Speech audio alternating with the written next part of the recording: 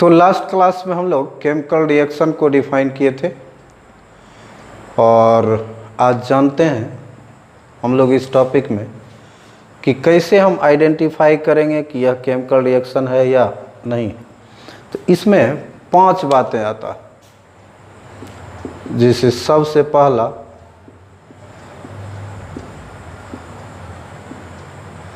Evolution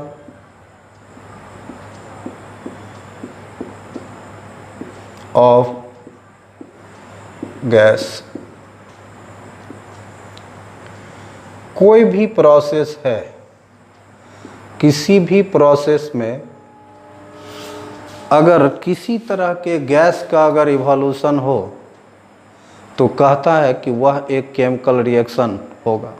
हमने कहा कि during any process if there is evolution of a gas then that process is referred to as chemical reaction।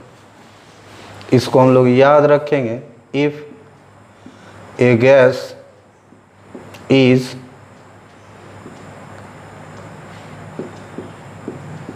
evolved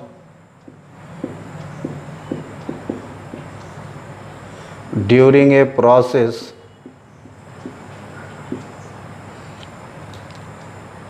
it identifies a chemical reaction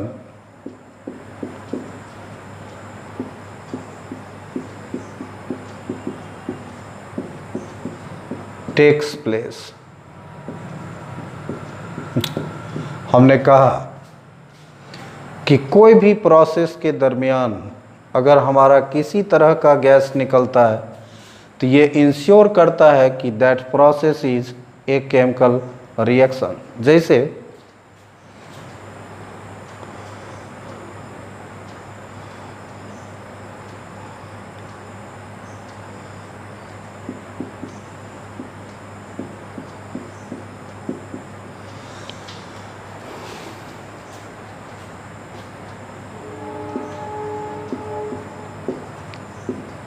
when zinc is treated with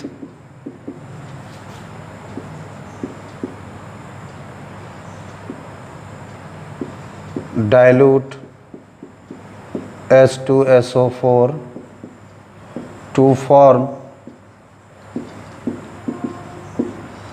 zinc sulfate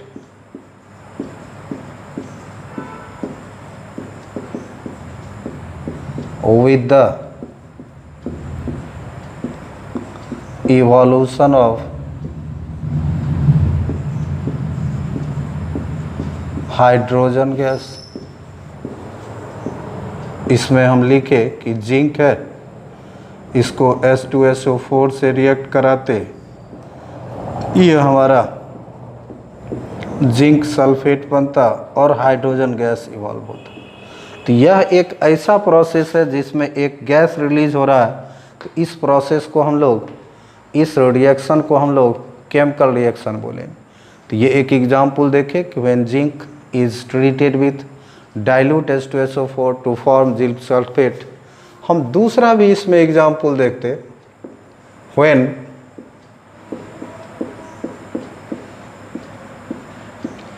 potassium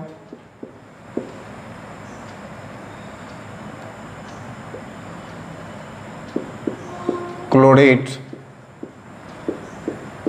is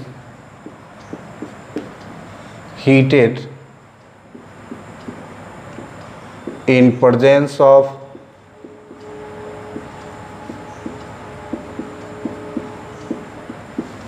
a catalyst MnO2 to form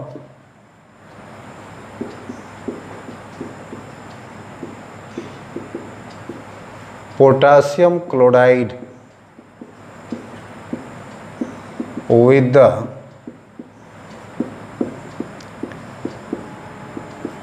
evolution of oxygen gas, इसमें हम लिखे potassium chlorate KClO3, इसको हम heat करते in presence of catalyst MnO2, ये form करता 2KCl + 3O2। और इस प्रोसेस में भी चूँकि हमारा कोई गैस इवॉल्व हो रहा है, तो इस प्रोसेस को भी हम लोग केमिकल रिएक्शन के नाम से जानेंगे। इसमें हमने एक वर्ड यूज़ किया कि when potassium chlorate is heated in presence of a catalyst, तो ये वर्ड कैटालिस्ट के बारे में देखते हैं। कैटालिस्ट एक सब्सटेंस, जैसे यहाँ पर MnO2 कैटालिस्ट है, लेकिन हम प्रोडक्ट में देखेंगे तो MnO2 का कोई भी पार्ट इसमें नहीं मिलेगा, यही ब्रेक करके इसी का सब पार्ट इसमें है। तो कैटालिस्ट कहते हैं कि यह एक सब्सटेंस है जो किसी भी रिएक्शन के रेट को बढ़ाता या घटाता है without taking part in it. यह रेट ऑफ रिएक्शन को बढ़ा सकता है, रेट ऑफ रिएक्शन को घटा सकता है, लेकिन ये खुद केमिकल रिएक्शन में पार्टिसिपेट नहीं करता। तो इस तरह के सब्सटेंस को हम कैटालिस्ट बोलेंगे। हम लोग जैसे जैसे आगे बढ़ते जाएंगे बहुत सारा कैटालिस्ट हमको देखने को मिलेगा। तो इस एग्जाम्पल में MnO2 हमारा कैटालिस्ट है। तो इसको डिफाइन करते हैं तो बोलते हैं a substance that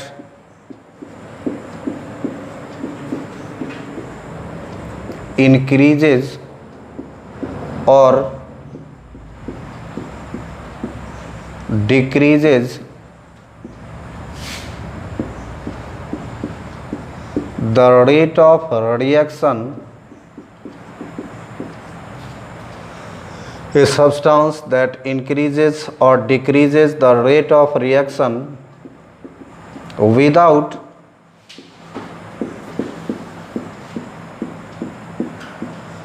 taking part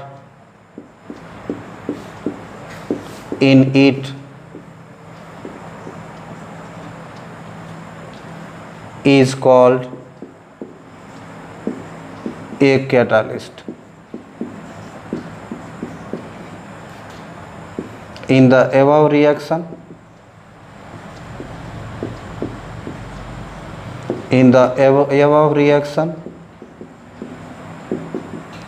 MnO2 is a catalyst. तो हम देखें करेक्टरिस्टिक ऑफ केमिकल रिएक्शन में पहला इवोल्यूशन ऑफ गैस। इसमें हम जाने कि कोई भी केमिकल प्रोसेस के दरमियान अगर किसी भी तरह के गैस का इवोल्यूशन हो, किसी भी तरह के गैस का अगर रिलीज हो, तो उस प्रोसेस को या इस प्रोसेस को हम लोग केमिकल रिएक्शन के नाम से जानते हैं। इसके दूसरा हम लोग देखते करेक्टरिस्टिक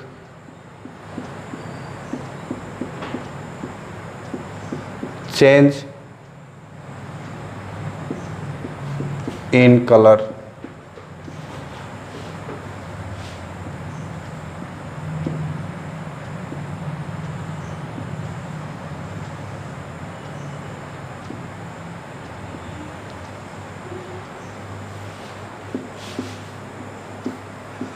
Change in color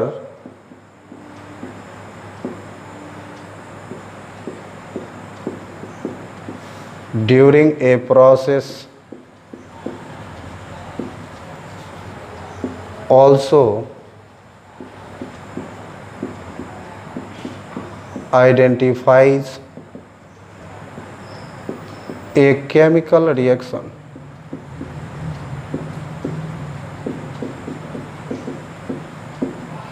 किसी भी प्रोसेस के दरमियान अगर किसी तरह का कलर चेंजिंग हो तो वो प्रोसेस हमारा केमिकल रिएक्शन कहलाएगा। तो change in colour during a process also identifies a chemical reaction. जैसे हम एग्जाम्पल देखते, when red lead oxide is heated to form yellow lead monoxide Pb3O4, इसको हम हीट किए,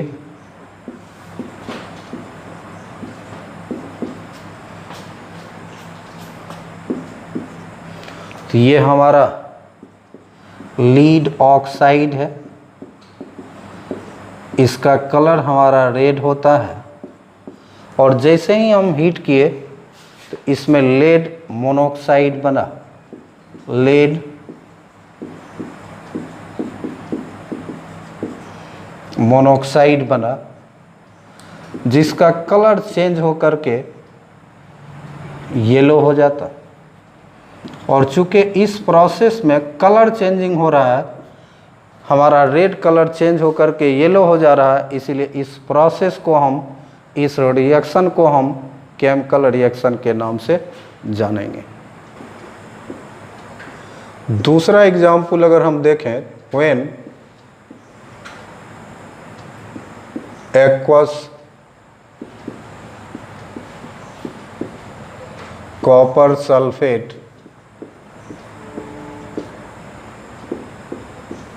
is treated with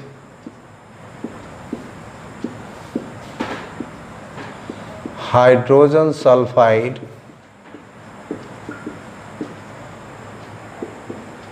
to form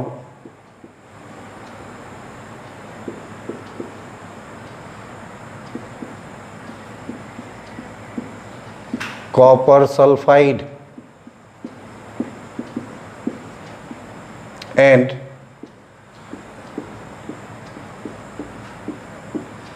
sulfuric acid।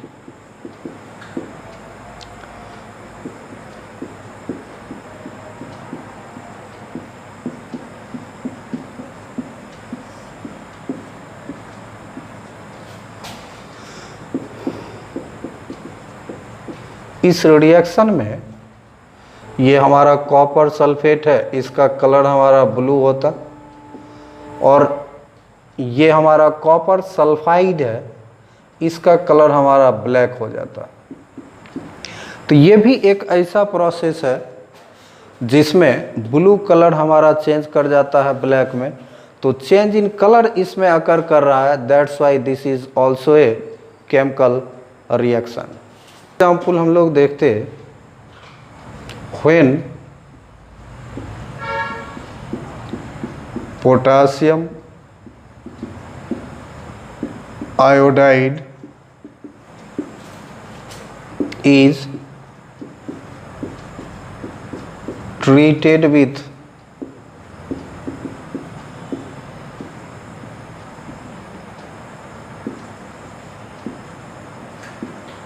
aqueous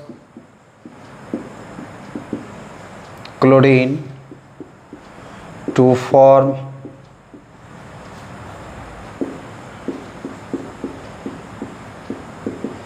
potassium chloride and iodine। Potassium iodide Ki और Cl2 को हम react कराते तो इस समय इसका कलर हमारा कलरलेस होता है, इसमें कोई कलर नहीं होता। हम पोटासियम आयोडाइड और एक्वस क्लोरीन को मिक्स करते तो ये कलरलेस होता, लेकिन कुछ ही देर के बाद ये 2KCl प्लस I2 का फॉर्मेशन करता, जिसका कलर चेंज होकर के ब्राउन हो जाता। तो चूँकि इस रिएक्शन में भी हमारा, इस प्रोसेस में भी हमारा कलर में चेंजिंग हो रहा है कि कलरलेस है और रिएक्टेंट कलरलेस है और प्रोडक्ट हमारा ब्राउन हो गया, तो चूँकि चेंज इन कलर अकर कर रहा है, that's why this process is also a chemical reaction. तो हम लोग पढ़ रहे थे कैरेक्टरिस्टिक ऑफ केमिकल रिएक्शन। इसमें हम लोग 2 बातें पढ़े, इसमें 3 और बातें बाकी है जो हम लोग नेक्स्ट लेक्चर में देखेंगे। लेकिन कलर वाला जो टॉपिक है, इससे हमारा बोर्ड में MCQ से एक क्वेश्चन होता। तो हम नेक्स्ट लेक्चर में आपको डालेंगे 15 सब्सटेंस और उसका क्या कलर होगा। जैसे इस तरह यहाँ पर इस एग्जाम्पल में भी कुछ आया है, लेकिन उतना एग्जाम्पल कर नहीं सकते हम लोग। तो लेड ऑक्साइड का रेड कलर, मोनोक्साइड का येलो कलर, कॉपर सल्फेट का ब्लू कलर, कॉपर सल्फाइड का black colour, potassium iodide chlorine को मिक्स किए तो कलरलेस। इस तरह से कुछ 15-20 कलर का कलेक्शन हम अगले लेक्चर में डालेंगे। अगर आप इसको याद करते हो तो हमारे बोर्ड एग्ज़ाम का 1 से 2 मार्क्स का क्वेश्चन होगा, और जब आप 12th में टाइट्रेशन पढ़ोगे तो आपके लिए काफ़ी ज़रूरत होगी। Thank you.